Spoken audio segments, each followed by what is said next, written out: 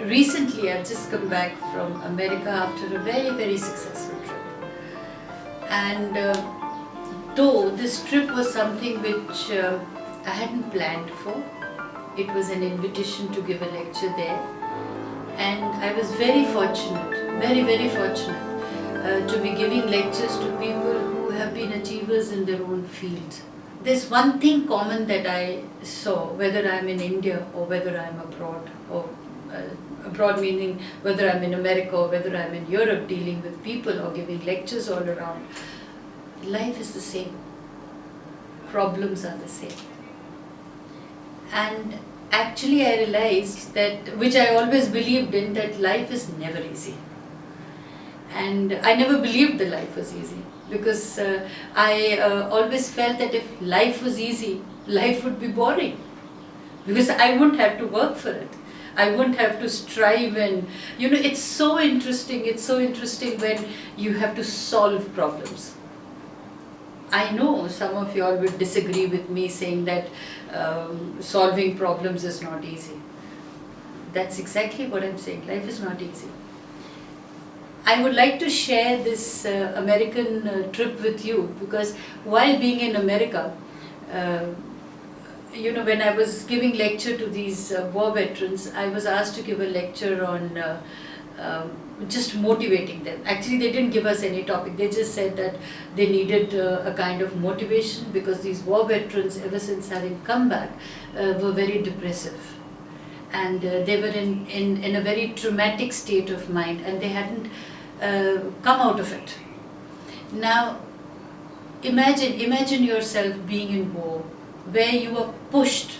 They didn't volunteer to get into army. I mean, it was just a matter of fact that you're of a particular age, the country needs you, you need to go and fight the war there. Okay, and when you're there, you see these gruesome details. There is blood, there is rape not only of the body, rape of the mind. And then, you see limbs. I mean, normally when you see a dead body, it sends shivers down your spine. And imagine seeing a body and the limbs all scattered. This does leave an impression on your mind. Being from the army background myself, I mean, my father, my husband, my family members have been in the army, and there are certain very dear friends and very dear relations that we've lost in the war. And sometimes you feel that, why do countries fight? Sometimes you feel that, okay, it's just political reasons, it's just political satisfaction. Here I don't want to advocate of why countries fight, or why is it politicized so much, or why the politics, or whatever. Here I'm trying to tell you all about the experiences that I've had in America when I'm dealing with people. And I realize that we all suffer from two basic things, or I would say three basic things. We are emotionally very fragile. Then, where our health is concerned, we are always concerned about others' health than our own health. And when we are talking about our own health, is the mental being, the physical being, the emotional being, or even where your soul is concerned. It's very important to, it's very easy to preach. And in my scheme of things, what I personally feel when I connect with my audience, or when I connect with my people, is I empathize with them, I don't sympathize with them. I do not preach.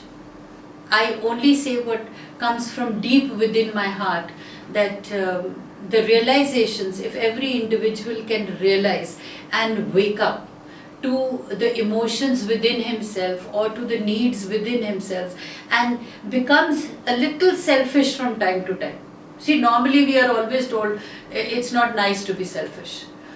But I believe that at least thrice in a year we should be selfish. Or I would take it quarterly, that 4 times in a year we need to be selfish, sit down and do things which make us happy inwardly. And this is exactly when I was talking to the war veterans also. I said, it's okay, I completely understand that you all were traumatized, and I completely understand that you all had gone for these, involuntarily. And what is the thing that they suffered while going to the war? That they saw these traumatic scenes, which had a deep impact on their psyche. But what did they undergo physically and mentally when they came back home is that they lost out on their own families. They realized that they were in war so much that when they came back, their families had moved on. And then they were undergoing their own traumatic impressions in their mind, that now when they wanted to make new partners in life, no one was ready to come and partner them, because nobody is ready to listen to their traumatic depressions or to what they are undergoing. I kind of learnt a lesson from here, which is very well said. Now this phenomena has been said, or I would say this line has been repeated from centuries before, that when you cry alone, and when you laugh, the world laughs with you. And to my clients or to the people I speak, even I personally practice the same thing. If I'm in a problem, or if I'm undergoing a depression, I'm sure you all would say that how can Dolly Mangat get into a depression? I also do get into a depression. I am also a human being. So there are certain things that happen in my life which kind of depress me, because I was never prepared for it. But then, the selfish moments that I'm telling you all to take out. I also sit down in my room, I become selfish, I cut myself off from the world for 1 or 2 days, and I introspect. And I feel that why did a certain situation happen to me, or why did a certain individual talk to me the way I did not like. I analyze it. And then I feel that, okay, anything that drains me, or any individual that drains me or gives me negative energies, I'm going to cut myself off from that individual.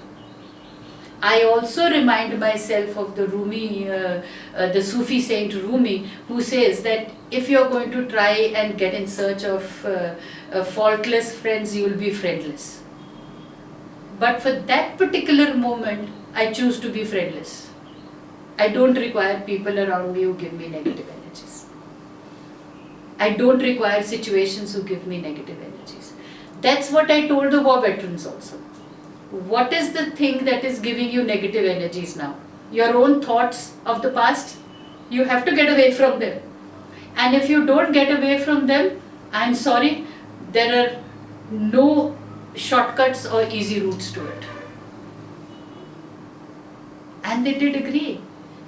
I was frank enough to tell them that, do you think my coming all the way from India and giving a lecture is going to hold any purpose? Because I myself don't know whether you all are going to accept me or not accept me.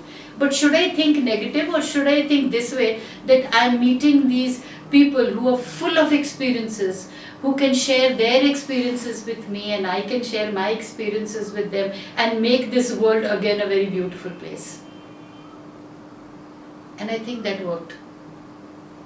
And I myself am feeling very happy. I may not have smiled 100% to everybody's faces, but definitely I brought smiles to at least 90% of the faces. And that gave me happiness. So when the other day I was writing my notes, I felt a strong desire to connect with all my audiences. And I really felt like telling you all there listening out that life is not easy. But our perceptions, the perceptions that we have of the life is easy. If we can just change that thought process, if we can just change ourselves from within ourselves. It's like when I was writing down the predictions, or probably what the cosmos guides us for the month of August. Because for most of us, the eighth house of our zodiac is being regenerated. It is a period where we can truly transform ourselves. Now, if logically speaking, also you see that we are into the month of August, and August is the 8th month. So most of our first year half has gone.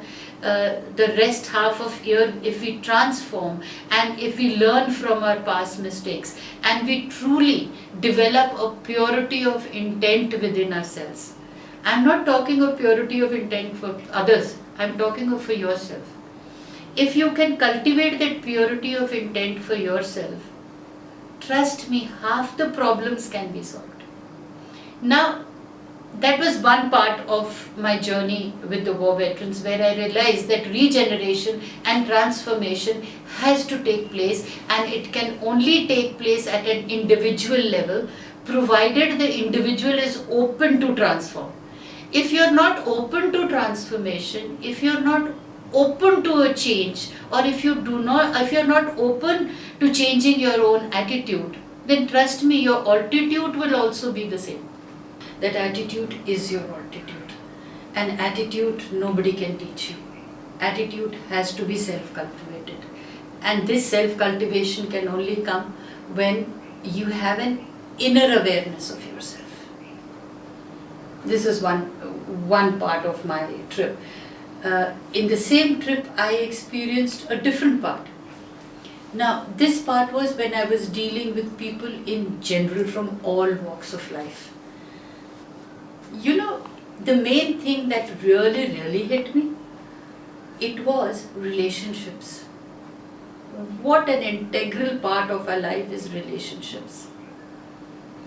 And what is this generation, or what is a generation, a little, if we take a little past generation, is missing on, is we've got so much used to our gizmos. We've got so used to our, our gadgets, our online gadgets, or our online chatting with friends, that personal connection is completely missing. And this I was realizing, though I was very excited from the last 2-3 years that, I'm Skyping with my clients, I can talk to my grandchildren on Skyping, I can talk to my friends, I can meet them anywhere in the world. But my question today is, can it be a substitute with the real relationship when we actually interact with people realistically face to face? I don't think that the kind of happiness my grandchildren or my friends or my loved ones give me when I actually give them a warm hug, I don't think that Skype can substitute for that. And people all around have started fearing relationships. People all around are having commitment phobias. I mean, I was really surprised when actually there were youngsters who came and told me that they're so happy with themselves. They just need their gizmos with them. They do not want to have children because children are utter nonsense and a nuisance. They do not want to get into any kind of relationships because they only bring sorrow. Again, my question to the masses is that yes, attachments do bring in sorrow, but is there a substitute? There is no substitute. We have to realize and start building relationships. From the last 2-3 months, I've been reading a lot about the Sufi saint Rumi, and his one thing catches me again and again, and I've repeated it time and again, that if we are going to start finding faultless friends, we will be friendless. There is a fault in every individual. There is a fault in me, there is a fault in you, but does that stop us from having relationships? X amount of money we may earn. We may have a very high flying profile job. We may be doing a business very well. We may be one of those intellectual geeks where whatever we do, we have that Midas touch, everything. Now, Midas touch reminds me of also the old story of that king who had the Midas touch, because he was so desirous of gold that whatever he touched turned into gold. But when he was hungry, whether he was hungry symbolically or metamorphically, or whether he was hungry, for his food or whatever he touched turned into gold. He couldn't chew it and pacify his hunger. And even if he wanted to make love, if he hugged somebody, that person turned into gold. He wouldn't get the warmth back. Now, this story is actually moralistically thing that emotions, we have to nurture our emotions. Emotions cannot be replaced, but however money we may be, rich we may be, right? So emotions have to be nurtured. These are my experiences, that I realize that one side we are so hungry, like when the talk with the war veterans was there, they were not interested in what materialistically they had gained, or how well they were looked after by the government, or how well they were resettled by the government. What they were missing was emotions, a warm hug, a person who could hear them out, and a person from whom they could hear out. And here was this one sector which only spoke about materialistic happiness, or talked about prosperity, or talked about how much further they can go into life. They were not even interested in relationships.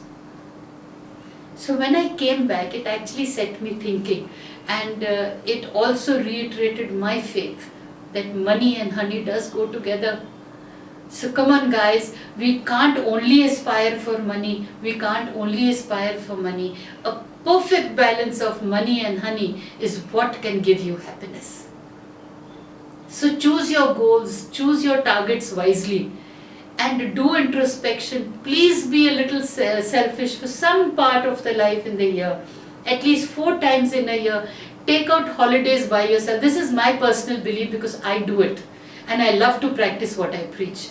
That 4 times in a year, I take out 2 days for myself, where it is only me and me. And then I sit down, I rationalize, I analyze, and I want to shed off the part that brings me negativity, shed off the situations that bring me negativity, shed off people that bring me negativity.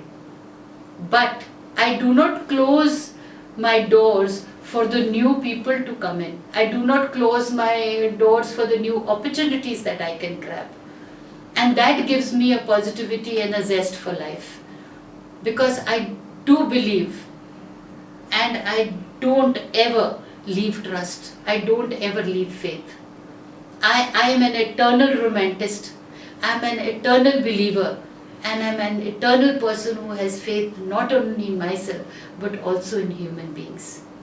So don't you think we should make a collective effort into being a little selfish, and then emerging and being victorious by merging into each other?